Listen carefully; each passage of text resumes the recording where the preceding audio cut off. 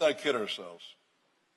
The reason that she had to go is so that the A Street boys, those that Mr. Gabela... Wait. No. I hear you wrong, and I'm going to put in... Listen, you are a liar. You are a liar. You are a liar. You are a liar. You want to play Tony Soprano? You are a liar. Play it, but I'll play it right back to you. You're a liar. 2024 is off to a rough start for the city of Miami as the first commissioners' meeting of the year devolved into sheer chaos after Commissioner Joe Carollo dissed Commissioner Miguel Gabela in the wake of the city deciding to fire city attorney Victoria Mendez. You're a small man. You're a liar. We have one item. We have, Come on, yeah, you are. Gabela charges at Carollo after being called a small man and has to be held back from getting physical with Carollo. We have one item. You can't have decorum with a guy that thinks he's a gangster. Yeah. You know what gangsters do? Billy Corbin's podcast, Because Miami, has followed the feud between Carollo and Gabela since tensions escalated back in December when Gabela confronted Carollo, Attorney Mendez, and Mayor Francis Suarez straight to their faces during another public meeting. The litigation that's going on in the city of Miami, this has to stop. I mean, this just has to stop. It's eating away at all corners. You know, it's not producing anything positive for our districts, for our residents, you know, and that's why, Madam City Attorney, respectfully, I have asked for your resignation, because every time something happens in the city of Miami, there's a hurricane, you seem to be caught right smack in the middle of that hurricane. I don't want to make accusations, I want to keep this professional, but for example, I have learned from the city attorney that Mr. Carollo's defense has cost the city thus far $8 million. Since you mentioned the mayor, maybe the mayor might think about scaling back his detail of having 6 people taking care of him day and night, because as it is for me, for example, I've been asked if I want a sergeant at arms, and I've turned it down, and not because I think they have bad ideas for me or not, but because simply I believe that I can drive my own car, I believe that I can pay for my own fuel, I'm capable, I'm an adult, and I believe that's wasted resources.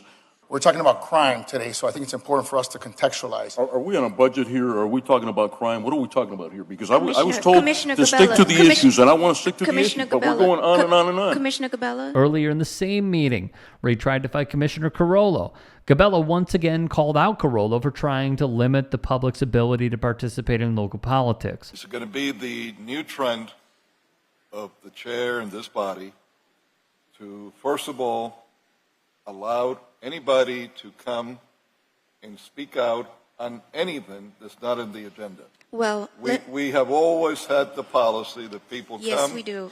to speak and what's the agenda. If they want to speak on something else that's not in the agenda, they could go through the proper channels and get time to come in and address this body. Sir, we're in the United States of America. We're in the United States of America. Last time I checked, and citizens, and on that one, Sergeant at Arms, I don't agree. Commissioner Gabela, please. He might be not talking the truth or anything else, but this is not correct. Please.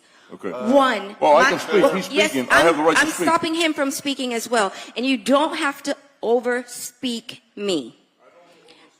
Madam Chair, we had this conversation. Commissioner Gabela. I'm not Commissioner overspeaking. Gabela. This is my tone of voice. I can't help myself, I understand. ma'am. I'm not disrespecting you. I Please. understand. I understand. While Gabela himself is deserving of criticism in his own right, it is still refreshing to see a local politician take a vested interest in expanding, or at the minimum solidifying, the public's right to voice their concerns during public comment. Speaking with Miami's local NBC affiliate, Gabela claimed that he never had the intention to hit or hurt Carollo, and that he was just standing up to the bully in the room after he was disrespected. Carollo and Gabela were on opposite sides of the vote to immediately fire Attorney Mendez, with Carollo voting to extend her contract until they find a replacement, despite a real estate fraud lawsuit hanging over her and her husband's heads. According to reporting from Joshua Ceballos, Mendez came under fire last year for forking out almost $2 million in taxpayer dollars to defend Commissioner Carollo in a First Amendment lawsuit that he eventually lost.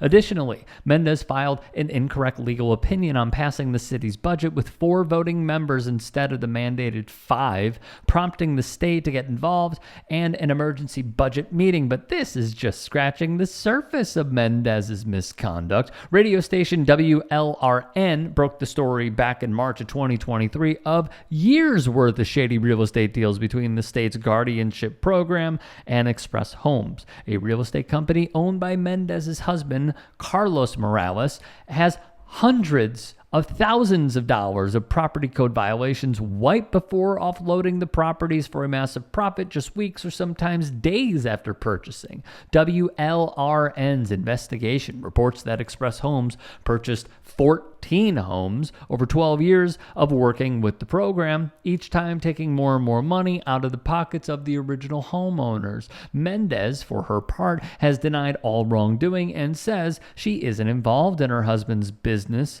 and we will link to the full report down below because it's infuriating on many levels. As mentioned previously, Commissioner Carollo lost his First Amendment lawsuit even with the backing of the city attorney and has been ordered to pay $63.5 million to the owners of the Ball and Chain nightclub in Little Havana after he used his political power to retaliate against the business for supporting another candidate. U.S. Marshals have been ordered to seize his assets, including his home, to pay the damages. Now, the business owners are calling for Carollo to be removed from office, filing a formal request with the city to kick him out of his commissioner position for willfully violating their free speech rights and the city's Citizens' Bill of Rights. Politics at any level always matter, and if we are to see any real change in our country, it must start at the local level first.